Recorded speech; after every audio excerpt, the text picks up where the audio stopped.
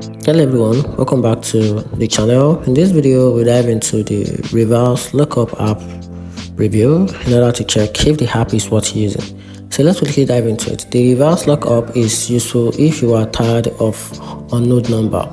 It quickly searches public database, flag possible spam, and gives basic rollout details so you can decide whether to pick or ignore.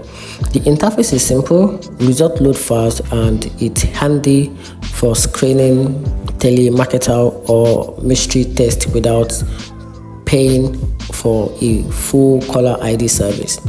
However, accuracy can be hit or miss, especially with newer or privately registered number, and the free version includes the hats and unlimited information.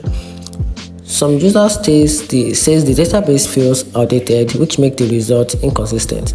So in my opinion, the app is worth using for quick number check and occasional spam filtering, but don't expect perfection completely in every time. And that's it. Hope you find the video helpful. If you do, turn on the notification button and subscribe for more review.